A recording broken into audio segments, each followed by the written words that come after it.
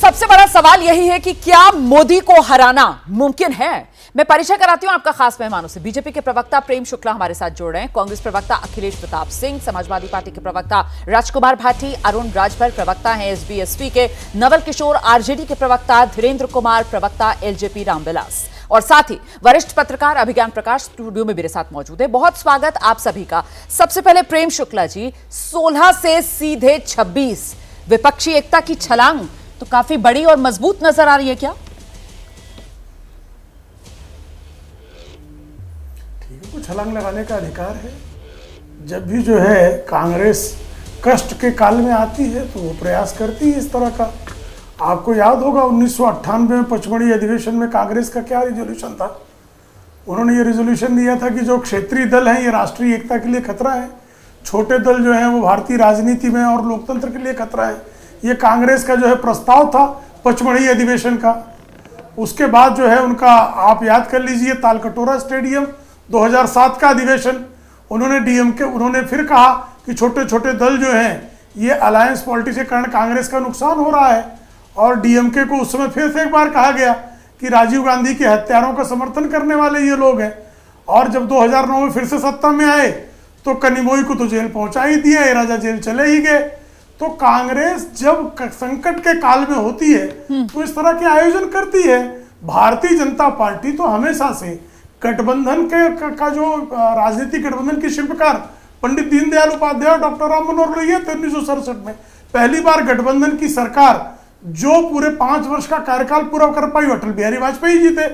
और पहली गठबंधन की सरकार की जो नेतृत्व करने वाली पार्टी थी, पूर्ण बहुमत होने के बाद भी अपने साथियों को मंत्रिमंडल में स्थान देने वाले आदरणीय नरेंद्र मोदी जी है 2014-2019 में। जवाब तो हम तो गठबंधन धर्म का पालन करते हैं। ठीक है सर। और दूसरी तरफ ये है, इनका रिजोल्यूशन है बाकायदा कि हम कैसे जो है छोटे दल जो हैं वो देश की एकता अखंडता के लिए खतरा है। ठीक है, आइए अखिलेश जी प्लीज आइए सर।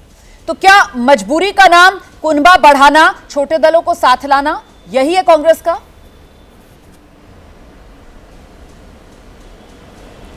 आपको गलतफहमी होगी रोमाना जी कि जो आप कहते हैं कि मोदी को हराना क्या मुमकिन है। मोदी जी हार चुके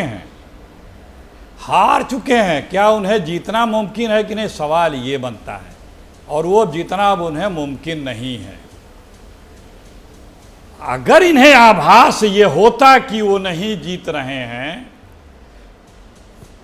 तो कल तक जो बोलते थे एक अकेला सब पे भारी, आज क्यों निकल गई हेकड़ी सारी? क्यों अलायंस ढूंढ रहे हैं? क्योंकि पता है कि उनके पांव के नीचे की जमीन खिसक चुकी है। सिर्फ लंबे लंबे वादे करना और ये बोलना कि बस हम सब कुछ हैं, अब उनके एनडीए की याद आ रही है 10 साल बीतने के बाद। इसी तरह का भ्रम उस समय की अटल जी की सत्ता और उस समय के मीडिया को था। अजय अटल बुरी तरह पराजित हुए। और एक बात और यहां कह दूं जी कि जो आप लोग एक डिस्कोर्स बनाने का प्रयास करते हैं कि 224 सीटों पे 50% से ज़्यादा वोट पाए, इतने सीटों पे इतने % वोट पाए, रोमाना जी मत भूलिए 2019 का चुनाव पुलवामा बहुत बड़ा मुद्दा था। अगर पुलवामा नहीं हुआ होता तो मोदी जी 100-150 सीट नहीं क्रॉस कर पाते। ठीक है। और क्यों हुआ, क्या हुआ, इसके बारे में कोई चीज अब छुपी भी नहीं है। ठीक है। तो ये जो पुलवामा 2019 में हुआ ना, पुलवामा 2019 में हुआ और अभी 2024 का इंतजार है। पत्रकारिता कोई इमोशन नहीं है, ना अपना कोई ज्ञान देना है और ना कोई विचार थोपना है। पत्रकारिता क्या है? पत्रकारिता का मतलब है सही जानकारी इकट्ठा करना और तथ्य बताना।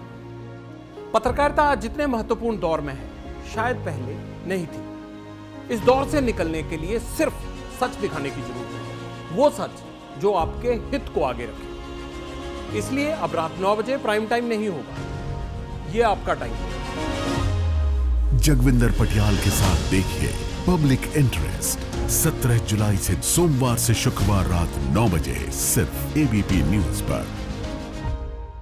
एबीपी न्यूज आपको रखे आगे।